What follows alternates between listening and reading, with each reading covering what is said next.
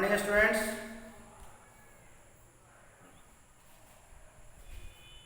हम लोग चैप्टर 9 का रिवीजन कर रहे थे। तो लास्ट क्लास में हम लोगों ने फॉरेस्ट एंड वाइल्ड लाइफ जो चैप्टर है हमारा 9th चैप्टर, उसके कुछ पार्ट्स के बारे में हम लोगों ने एक बार रिवाइज किया।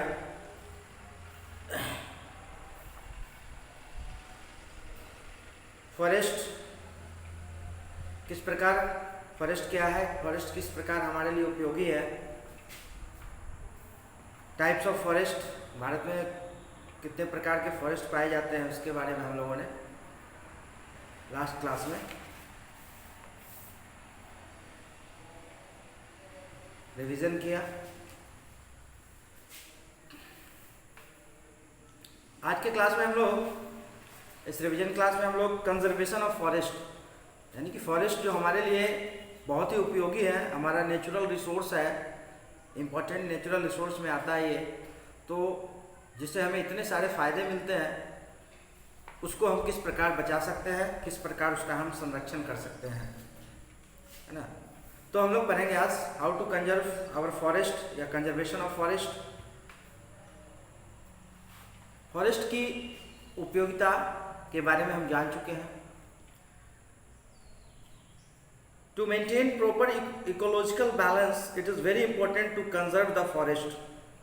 इकोलॉजिकल बैलेंस को मेंटेन करने के लिए, इकोलॉजी को बैलेंस करने के लिए हमें फॉरेस्ट को संरक्षण करना, फॉरेस्ट का संरक्षण करना अत्यंत ही आवश्यक है। Since the population of India has been increasing rapidly, trees have been cut down to meet the demands of growing population.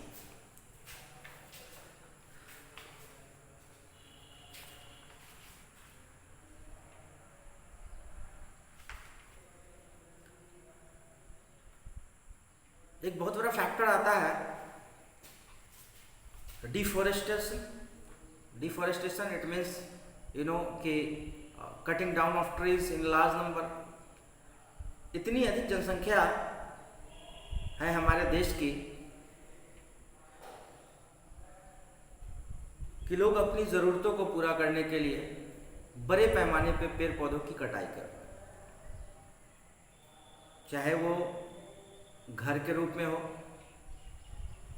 चाहे वो एग्रीकल्चरल पर्पस से हो, या फिर इंडस्ट्री लगाने के उद्देश्य से हो। कई तरह के उद्देश्य से पेड़ पौधों की कटाई लोग करते हैं।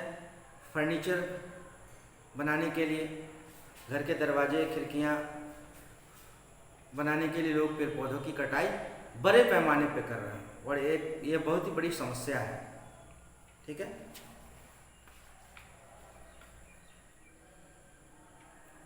और जिसके फलस्वरूप डिफॉरेस्टेशन के रिजल्ट के रूप में, परिणाम स्वरूप जो है, पेड़ पौधों की संख्या दिन प्रतिदिन कम होती जा रही है।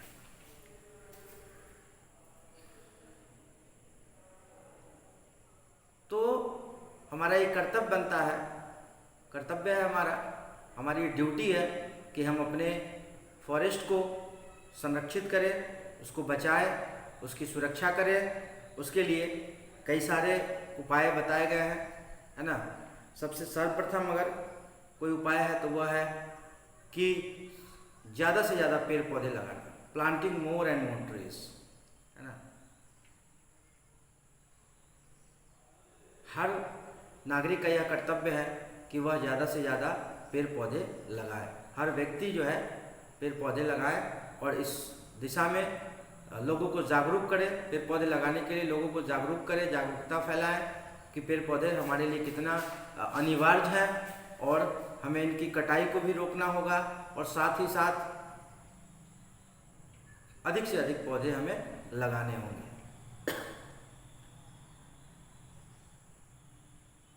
फॉरेस्ट के संरक्षण के लिए या कंजर्वेशन के लिए गवर्नमेंट ने भी कई सारे अभियान चलाए, कई सारे कदम उठाए, जिसमें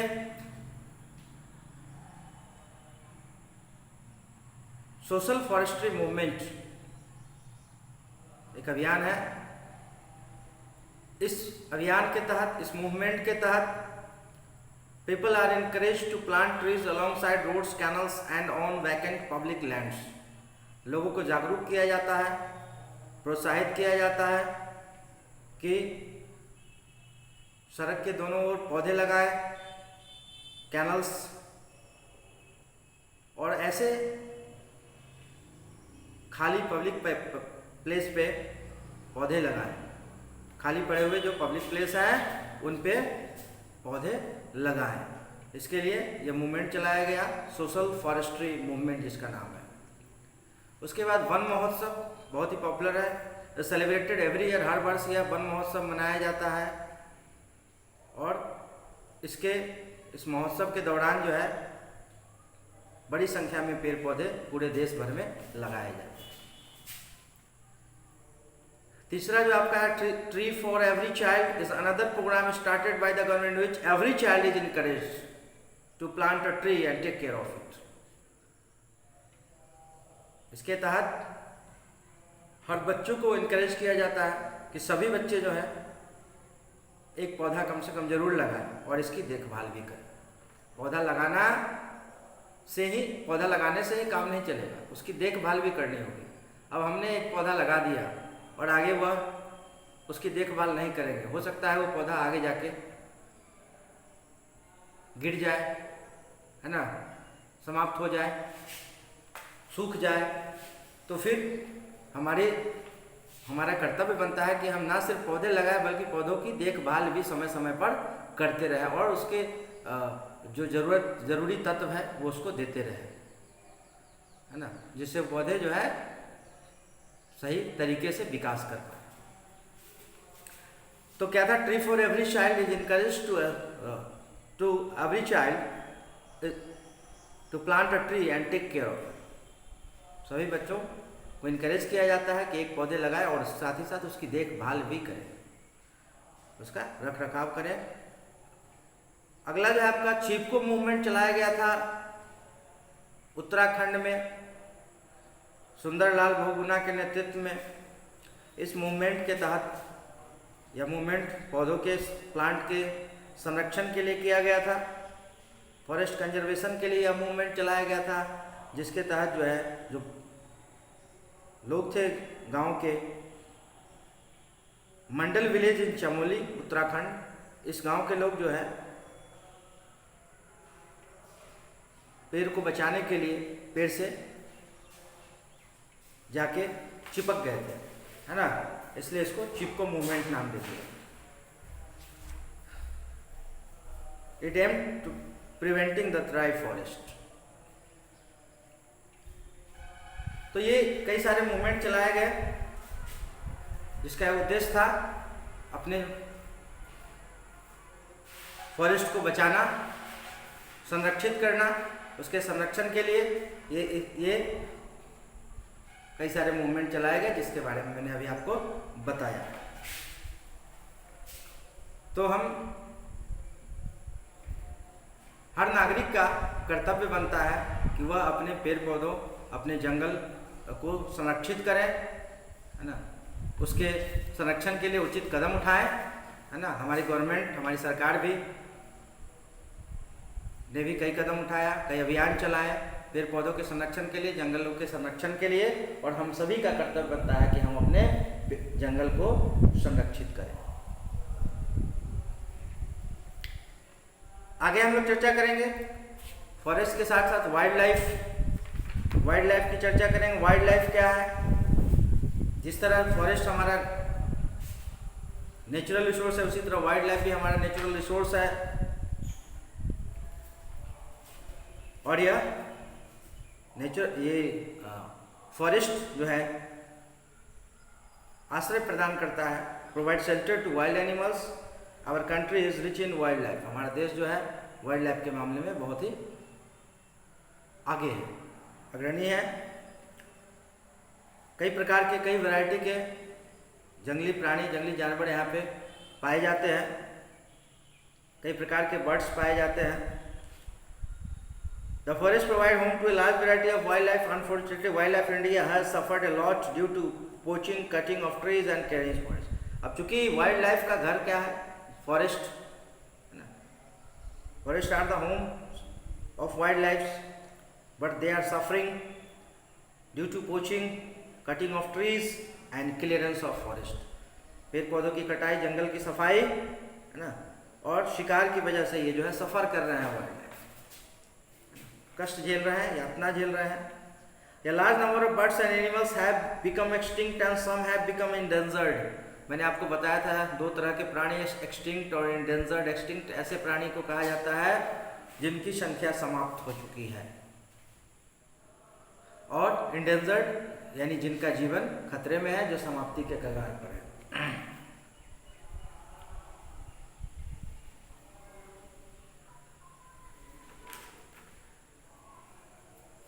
अब चूंकि ये हमारे लिए वाइल्ड लाइफ भी हमारे लिए बहुत ही महत्वपूर्ण है, हमारे देश की धरोहर है, तो इसको भी संरक्षित करना, इसको भी संरक्षण देना हमारा कर्तव्य है ना.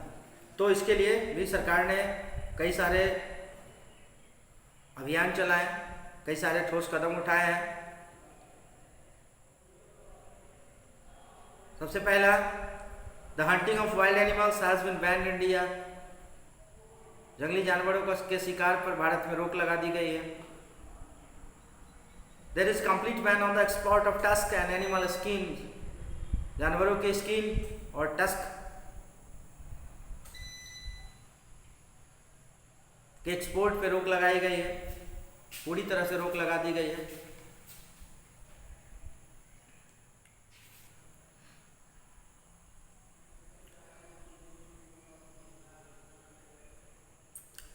Periodical record of wild animals is kept to know their exact number.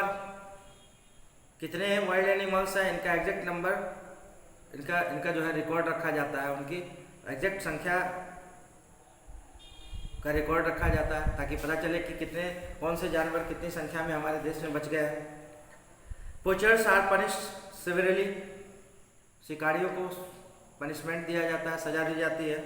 Zoological parks are being set up. कई सारे जूलॉजिकल पार्क्स जो है वाइल्ड लाइफ को कंजर्व करने के लिए, है ना, सुरक्षा प्रदान करने के लिए बनाए गए. Wildlife sanctuaries and national parks have been set up in order to provide a natural home to wild animals.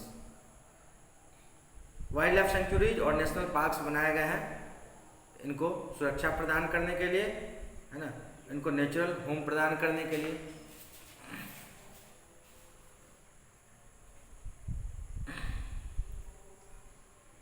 More than 100 national parks and 500 wildlife sanctuaries in India have been set up in order to provide a natural home to wild animals. 100 से अधिक national parks और 500 के आसपास wild life sanctuaries Bharat में हैं, जो wild animals की सुरक्षा करते हैं, उनको नेचुरल होम प्रदान करते हैं.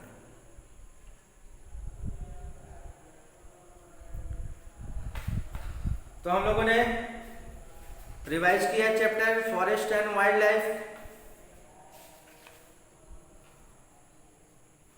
फॉरेस्ट के बारे में हम लोगों ने जाना, कई सारे मूवमेंट जो कंजर्वेशन ऑफ फॉरेस्ट के लिए है, यानी कि जंगलों के संरक्षण के लिए कई सारे मूवमेंट जो गवर्नमेंट के द्वारा चलाए गए हैं, उसके बारे में भी हम लोगों ने डिस्कस किया, और किस तरह से हम अपने वाइल्ड लाइफ को बचा सकते हैं, कंजर्व कर सकते हैं, है ना. उसके लिए गवर्नमेंट के द्वारा चलाए गए स्टेप्स, उठाए गए कदम जो थे कुछ, जिसके बारे में अभी आपको बताया गया. ऑब्जेक्टिव टाइप क्वेश्चन जो है आपका ऑलरेडी जिसको करवाया जा चुका है, और इसको चूँकि हम लोग रिवाइज कर रहे हैं चैप्टर्स को, तो ऑब्जेक्टिव टाइप क्वेश्चन को भी रिवाइज करते हुए चलते हैं. मल्टीपल चॉइस क्वेश्चन आपका है पहला. एक बार सब लोग जो है, जो भी क्लास अटेंड कर रहे हैं, ध्यान से इस मल्टीपल चॉइस क्वेश्चन, जो भी ऑब्जेक्टिव क्वेश्चंस हैं उसको देखें, और उसके आंसर्स को आपने किया हुआ है. यदि अगर किसी तरह का कोई मिस्टेक है तो उसको सुधार करें उसमें. पहला, evergreen forest are found in Meghalaya, Rajasthan, Himachal Pradesh, Bihar. Option होगा आपका आंसर, सही आंसर है Meghalaya. Second, which tree is grown in deciduous forest, babul, mahogany, bamboo, pine. इसमें से आपका आंसर होगा bamboo. Coniferous forest are also called, coniferous forest को और क्या कहा जाता है? माउंटेन फॉरेस्ट है, अल्पाइन फॉरेस्ट है, मानसून फॉरेस्ट है, both A and B. Answer होगा आपका both A and B. How many national parks are there in India at present? More than 100 national parks are there in India. Sorry, there are more than 100 national parks in India at present. तो option होगा आपका मोर than 100। Which of the following is famous for rhinos? Kaziranga national park. Option A है आपका Kaziranga national park is famous for rhinos। Fill in the blanks है forest provide home to wildlife। First, second, evergreen forest remain green throughout the year, evergreen बढ़ना है इसमें। Third है dash trees bear cones, coniferous trees bear cones. Fourth है sundari trees are found in the Sundarban, sundari trees बढ़ना है, सुंदरी बढ़ना है इसमें।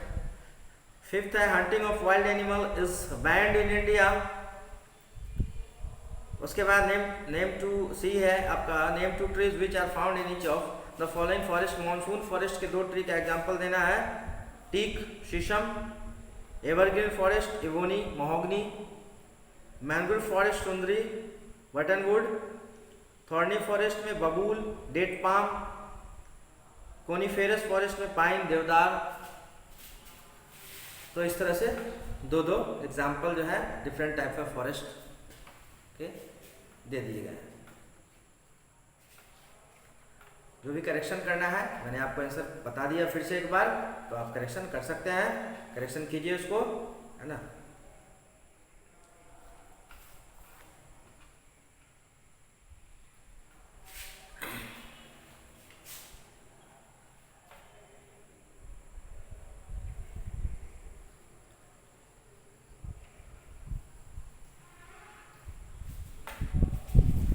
और जिन बच्चों ने अभी तक नहीं बनाया है ऑब्जेक्टिव टाइप क्वेश्चंस, तो वो लोग भी बना लेंगे। अभी अब मैंने आपको एक बार फिर से सभी ऑब्जेक्टिव क्वेश्चंस का आंसर बता दिया है, उसको आप लोग कंप्लीट कर लेंगे।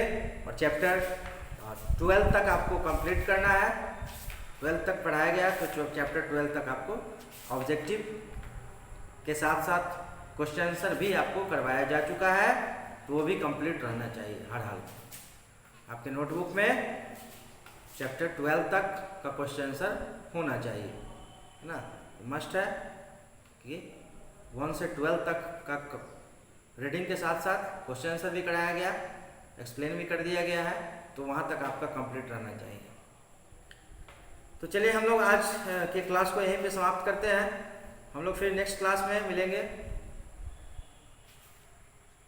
चैप्टर 10 का रिवीजन करेंगे, आवर मिनरल वेल्थ। ठीक है, तो आज के क्लास में बस इतना ही। Thank you and have a good day.